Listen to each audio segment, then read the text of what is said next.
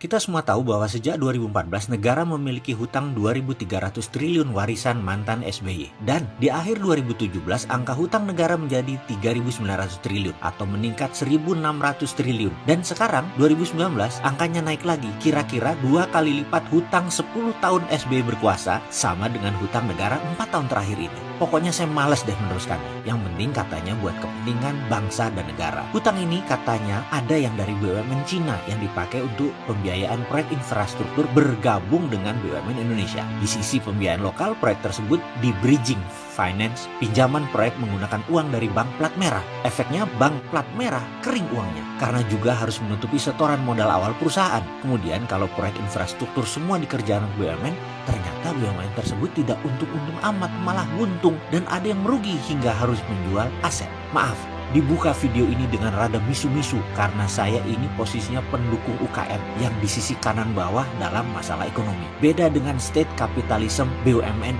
yang kiri atas, berbisnis menggunakan kekuatan negara. Kita seberang-seberangan. Saya juga gerah dengan tingkah pola BUMN yang direksinya gajinya gede-gede banget dan isinya BUMN sering dikeruk pejabat dan politikus Senayan. Yang benar-benar kerja buat negara itu sedikit. Karena itu saya juga mohon maaf kalau 2 tahun lebih saya mengkritik infrastruktur yang menurut saya banyak salah desain, salah bangun karena terburu-buru. Di sisi lain, hal ini membuat saya dihujat sebagai tidak NKRI karena tidak setuju infrastruktur. Kok begitu ya? Jauh bener nuduhnya. Sekali lagi saya katakan, saya tidak setuju cara membangunnya yang memakai hutang, memakai teknologi Cina dan memakai orang Tiongkok.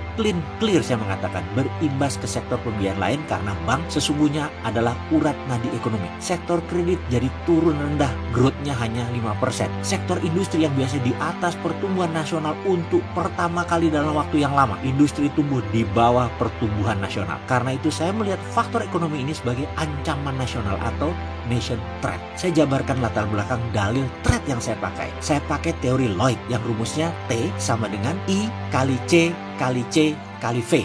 Atau threat sama dengan intention kali circumstances kali kapabilitas kali vehicle yang dilakukan oleh Cina Tiongkok terhadap Indonesia. Dalam buku China Private Army dengan subjudul Protecting the New Silk Road jelas mengatakan instrumen penerapan hegemoni Cina dalam penaklukan sebuah wilayah adalah dengan debt trap. Dan bagi saya, Indonesia sudah jatuh dalam jebakan tersebut. ICCV semua sudah terbukti. Intention, circumstances, kapabilitas, dan vehicle sudah membuktikan ke arah sana. Dan saya mengatakan secara gamblang, ini memenuhi kaidah negara terancam. Dan semua ini sudah memasuki titik rawan. Dalam pelajaran dasar kami diajarkan dulu di akademi, kerawanan kalau dieksploitir akan menyebabkan kelumpuhan. Siapa yang mengeksploitir? Kapan dilakukan? Saya tidak tahu. Sahabat semua boleh merenungkannya. Bagi saya melihat banyak kerawanan-kerawanan. Sungguh, saya khawatir. Saya dalam dilema besar. Boleh saya jujur dan terbuka atau saya harus diam? Masalahnya lagi, yang pro Cina itu banyak di lingkaran pejabat negara. Jadi capek kan?